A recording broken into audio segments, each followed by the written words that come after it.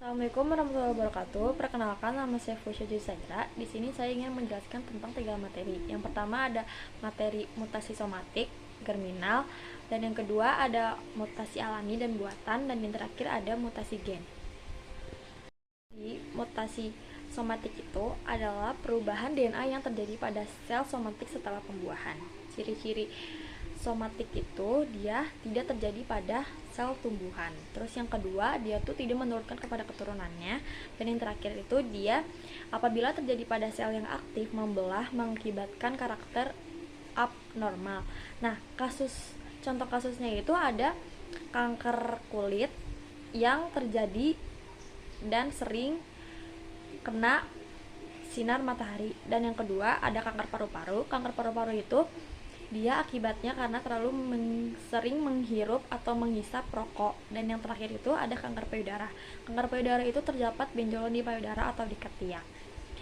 Terus yang kedua ada mutasi germinal. Mutasi germinal itu yang terjadi di sel germinal, kayak sel produksi seperti sperma atau sel telur atau tahap awal zigot.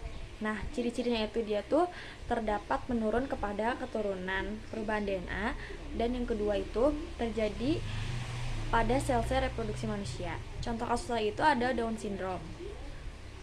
Terus yang kedua itu mutasi alami. Mutasi alami itu mutasi yang terjadi secara spontan tanpa campur tangan manusia.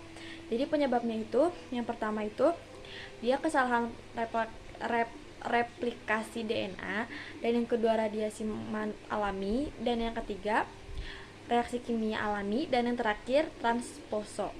Nah, contohnya itu kulit yang menyebabkan perubahan warna pada hewan. Terus mutasi buatan adalah mutasi yang diinduksi oleh manusia menggunakan berbagai teknik. Jadi penyebabnya itu mutagen fisik kayak sinar ultraviolet. Yang kedua ada mutagen kimia dari zat kimia. Terus ada teknologi rekayasa genetik.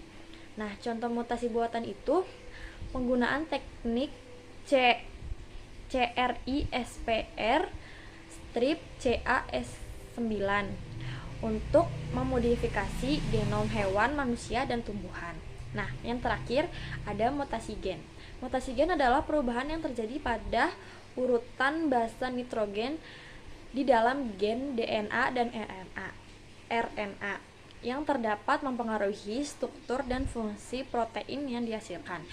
Penyebab mutasi gen adalah yang pertama ada kesalahan replikasi DNA, yang kedua ada rekombinasi genetik, yang ketiga ada ketidakstabilan genetik.